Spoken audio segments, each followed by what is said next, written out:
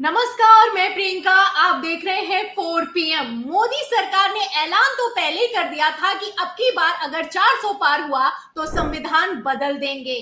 अब 400 पार तो हुआ नहीं है तो संविधान बदल तो पा नहीं रहे हैं, इसलिए संविधान पर हमला किया जा रहा है। आपको बता दें, हद तो तब पार हो गई है जब संविधान पर नहीं बल्कि सुप्रीम कोर्ट पर हमला किया जा रहा है और सीजीआई संजीव खन्ना को भाजपाई सांसद डायरेक्ट धमकी देते हुए नजर आ रहे हैं। अब ऐसे हालातों में सुप्रीम कोर्ट में 5 मई को वक्फ कानून का क्या होगा और क्या निशिकांत दुबे समेत उपराष्ट्रपति जगदीप धनखड़ पर सुप्रीम कोर्ट एक्शन लेगा, इन सभी सवालों के जवाब देने के लिए हमारे साथ मौजूद है सुप्रीम कोर्ट के सीनियर वकील महमूद प्राचा जी। उनका स्वागत करते हैं और समझने की कोशिश करते हैं कि क्या इस बार मोदी सरकार वर्सेस सुप्रीम कोर्ट शुरू हो चुका है। नमस्कार सर, स्वागत है आपका 4 PM पर। अब सुप्रीम कोर्ट से लेकर सदन तक बवाल खड़ा हुआ है तो आपकी राय लेना जरूरी हो जाता है। सबसे बड़ी बात यह है कि सर वक्फ कैंसिल होगा 5 मई को या फिर कि नहीं होगा, ये तो इस पर आगे मैं आपसे चर्चा करूंगी। फिलहाल जैसे बयान निकलकर सामने आ रहे हैं, जैसे सुप्रीम कोर्ट को डायरेक्ट चैलेंज किया जा रहा है, एक तरीके से उपराष्ट्रपति जगदीप धनखड़ की तरफ से सुप्रीम कोर्ट को धमकी दी जा रही है। भाजपाई सांसद कह रहे हैं कि सुप्रीम कोर्ट धार्मिक दंगे भड़काने की कोशिश कर रहा है, सुप्रीम कोर्ट ने अपनी हद पार कर दी है। इन सभी बयानों पर क्या कहेंगे सर? क्या मोदी सरकार ने 7 दिनों का समय वक्फ मसले पर अपना जवाब दाखिल करने के लिए मांगा है या फिर कि सुप्रीम कोर्ट पर दबाव बनाने के लिए मांगा है? क्या कहना है सर इस पर आपका? देखिए, सुप्रीम कोर्ट के ऊपर दबाव, भारत के हर एक संवैधानिक संस्थान के ऊपर दबाव, ये तो आरएसएस और बीजेपी का यूएसपी है। और इसकी सबसे बड़ी सूचना हम लोगों को, और तब से हम सब लोग अटेंशन में भी आ गए, बहुत ज़्यादा चाक चौबंद हो गए। सुप्रीम कोर्ट के 4 सिटिंग जजेस ने 2018 में दी थी प्रेस कॉन्फ्रेंस करके, सिटिंग जजेस के हमारे ऊपर दबाव है और देश की जनता आए हमारी रक्षा करे। हम इसको कंटेम्प्ट ऑफ कोर्ट की नज़र से देख रहे हैं, तो ये मेरे ख्याल से कंटेम्प्ट ऑफ कोर्ट तो बहुत छोटी बात है। निशिकांत दुबे जी एक बात बहुत साफ तौर पे कह रहे हैं कि धार्मिक युद्ध भड़का रहे हैं सुप्रीम कोर्ट, और भड़क रहे हैं इसका मतलब कुछ लोग भड़क रहे हैं। और सुप्रीम कोर्ट के जो जजेस हैं वो धार्मिक युद्ध कैसे भड़का रहे हैं, क्योंकि वो शायद एक ऐसा परसेप्शन बन रहा है कि वक्फ के पक्ष में फैसला दे रहे हैं।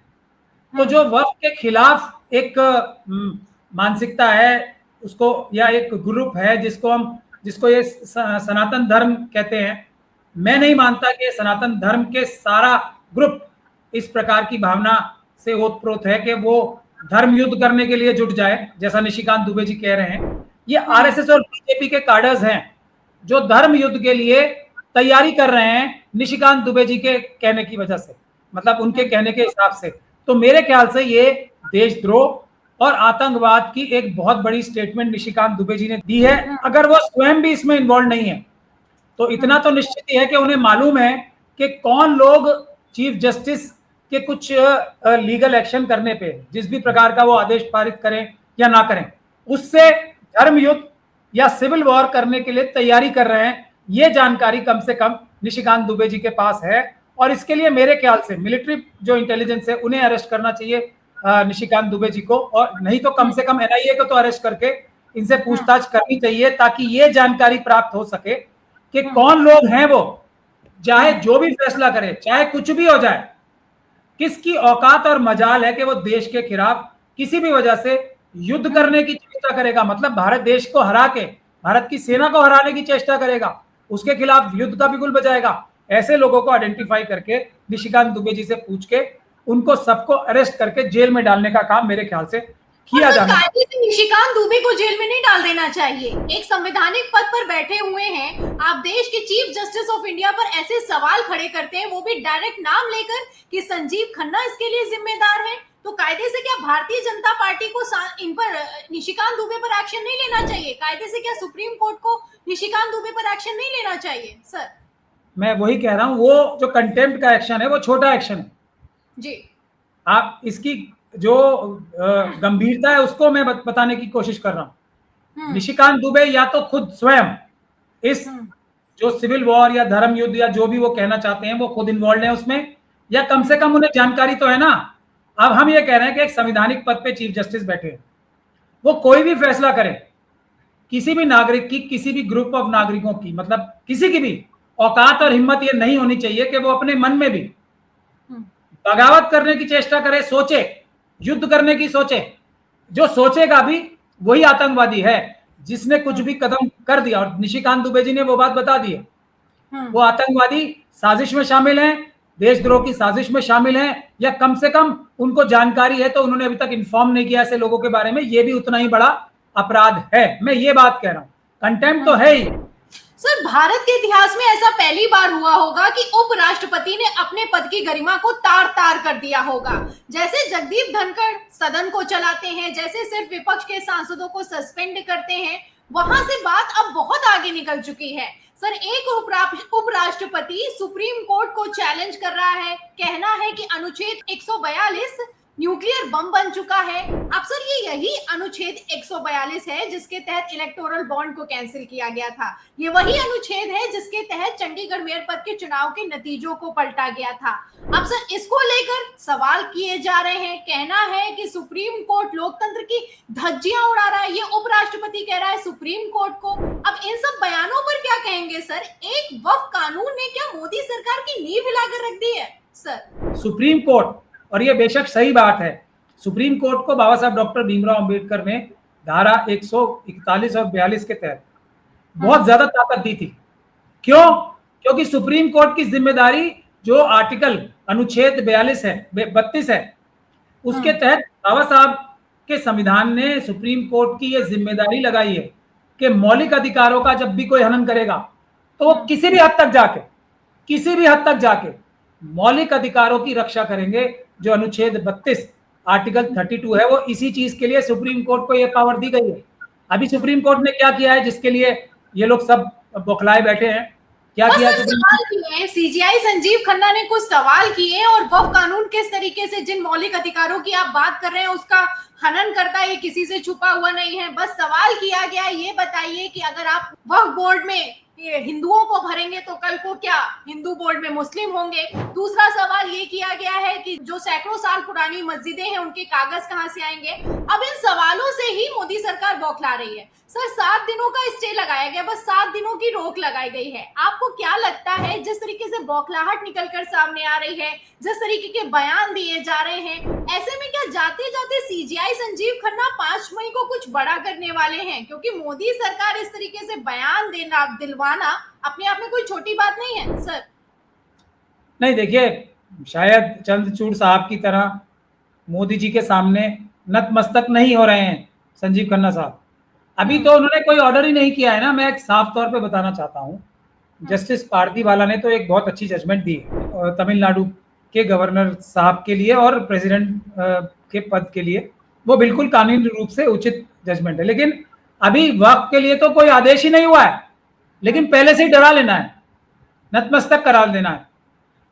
उनके घर में जाके उनको क्या करना है नहीं करना है वो तो चंद्रचूड़ साहब ही बता सकते हैं, परंतु ये काम करवा लेना है उनसे, डरा लेना है उनको। ये गतिविधि जो चल रही है, और उसी सिलसिले में निशिकांत दुबे जी और धनखड़ साहब परमाणु बम की जो बात कर रहे हैं ना, बेशक बाबा साहब डॉक्टर भीमराव अंबेडकर ने सुप्रीम कोर्ट को किसी भी हमले की, परमाणु या अदरवाइज, अगर संविधान के ऊपर हमला होता है तो चीफ जस्टिस ऑफ इंडिया को, सुप्रीम कोर्ट को एक ऐसा अभेद्य सुरक्षा कवच दिया है कि जिसके सामने हर एक हमला संविधान के ऊपर खत्म हो जाए। खास तौर पे जो संविधान के मौलिक अधिकारों का पार्ट 3 है उसके ऊपर। तो ये जो वक्फ की भी बात की जा रही है, ये सभी 25 आर्टिकल और 26 आर्टिकल के अंदर आती है, जिसकी रक्षा करने के लिए सुप्रीम कोर्ट बनाया ही गया है। आर्टिकल 32 को ये पावर दी गई है बाबा साहब द्वारा। तो वो अपना मुख्य कार्य ना करें तब तो वो खुश हैं। जैसे इलेक्शन कमीशन ऑफ इंडिया की तरह चाहते हैं वो चीफ जस्टिस ऑफ इंडिया भी काम करें। वो चुनाव में मशीनों में जैसे चोरी इलेक्शन कमीशन के भ्रष्ट अधिकारी कर रहे हैं और मोदी जी को बिना जीते सब चुनाव जिता रहे हैं, उस तरह का व्यवहार चीफ जस्टिस से एक्सपेक्ट कर रहे हैं। अगर वो नहीं कर रहा है सुप्रीम कोर्ट, वैसे क्योंकि मुट्ठी भर जज ईमानदार बचे हैं, तो उनके ऊपर ये हमला कर रहे हैं। जाहिर ये सी बात है सर, जब भी फेवर में फैसला आता है, राहुल गांधी की सांसदी चली जाती है, राम मंदिर बनने का आदेश आ जाता है, या फिर कि सुप्रीम कोर्ट में ईवीएम की जांच को लेकर जब याचिका लगाई जाती है, वो याचिका खारिज हो जाती है, तब तो मोदी सरकार बड़ी खुश हो जाती है। यही भाजपाई नेता, यही भाजपाई सांसद सुप्रीम कोर्ट के फैसले का हवाला देते हैं, तारीफ करते हैं। लेकिन अब हद पार हो चुकी है। फिलहाल जिस तरीके के बयान निकलकर सामने आ रहे हैं सर, आपको क्या लगता है, उम्मीद तो जताई जा रही है, क्या 5 मई को वक्फ कानून सुप्रीम कोर्ट कैंसिल कर देगा? क्या ये कानून सुप्रीम कोर्ट कैंसिल करने का हक रखता है सर? नहीं, हक तो रखता है, और ये पूरा का पूरा कानून भी स्टे कर देना चाहिए जब तक इस पर डिटेल्ड बहस ना हो। ये अगर न्यायिक कोई बात होगी तो यही होगी, या तो जल्दी से जल्दी सुनवाई की जाए। अब क्योंकि सरकार ने तो ये कभी कहा ही नहीं है कि हमें जल्दी है, वो तो स्वयं ही टाइम मांग रही है, पहले 1 दिन का, फिर 7 दिन का। तो फिर अगर इस कानून को स्टे कर लिया जाए तो किसी का कोई नुकसान नहीं होगा, पुराने वाला कानून चलता रहे, पूरी बहस हो जाए, फिर सुप्रीम कोर्ट एक तरफ या दूसरी तरफ जो भी फैसला करना है कर दे। लेकिन उन्हें तो बेईमानी करके अडानी, अंबानी और यूसुफ लुलू जैसे लोगों को सारी वक्फ की प्रॉपर्टी लूट के देनी है, जैसे एयरपोर्ट, पोर्ट वगैरह दे दिए। मगर मैं दूसरी महत्वपूर्ण बात करना चाहता हूं कि ये जो सुप्रीम कोर्ट के ऊपर हमले हो रहे हैं, इसके लिए देश की जनता को बिल्कुल साफ तौर पे ये मैं कह रहा हूं, ढाल बन के सरकार के आगे खड़े होना पड़ेगा कि हम सुप्रीम कोर्ट के ऊपर कोई भी दबाव बनाने नहीं देंगे, चाहे कोई भी आ जाए। हम देश की जनता हैं, हम देश की मालिक हैं, हम सबसे बड़ी अदालत हैं। हम अपने जो हमारे सर्वेंट्स हैं, जनता के ही पब्लिक सर्वेंट ही हैं, जजेस भी, उनको किसी दबाव में नहीं आने देंगे। तो जनता को सड़कों पे आना पड़ेगा। एक बात मैं इस बात, क्योंकि मैं तो जनता के बहुत ज्यादा टच में रहता हूं, तो मैं ये गारंटी के साथ कह रहा हूं, पूरा देश सड़कों पे आ जाएगा। सुप्रीम कोर्ट की तरफ किसी ने टेढ़ी नजर करके देखी तो मोदी जी, अमित शाह जी और ये निशिकांत दुबे और जितने भी धनखड़ साहब वगैरह हैं, ये इस बात को अच्छे से समझ ले, सुप्रीम कोर्ट के ऊपर इतना सा भी दबाव नहीं आने देगी देश की जनता। आप लोग इस बात को समझ के इज्जत से बात किया करें सुप्रीम कोर्ट के बारे में। हमें भी बहुत सारी जजमेंट्स पसंद नहीं आती सुप्रीम कोर्ट की, लेकिन हम क्या कहते हैं, हम इस जजमेंट की इज्जत नहीं कर सकते, लेकिन मानने के लिए बाध्य हैं। हम मानते हैं, इज्जत नहीं करते। ये धमकाने का काम अगर किया जाएगा तो जनता सड़कों पे आ जाएगी। बहुत बहुत शुक्रिया सर, बहुत बहुत धन्यवाद। आपने जो सवालों के जवाब दिए हैं और वक्फ कानून को लेकर समझाया है, और जिस तरीके से मोदी सरकार ने हद पार कर दी है, उसको अपनी हद याद दिलाई है। बहुत बहुत धन्यवाद सर आपका। तो सुना आपने, ये थे हमारे साथ में सुप्रीम कोर्ट के वरिष्ठ वकील महमूद प्राचा जी। उन्होंने साफ साफ कह दिया है कि वक्फ कानून को लागू करने की जल्दबाजी आखिर क्या है। अब तो मोदी सरकार भी समय मांग रही है। फिलहाल वक्फ कानून पर स्टे लगेगा, ये कहना है महमूद प्राचा का। उन्होंने साफ साफ कह दिया है कि 5 मई को स्टे लग कर ही रहेगा, पहली बात। और दूसरा उनका कहना है कि जिस तरीके से भारतीय जनता पार्टी ने इस बार सारी की सारी मर्यादा को पार कर दिया है, जैसे बयान दिए जा रहे हैं, ऐसे हालातों में देशद्रोह का मुकदमा चलना चाहिए।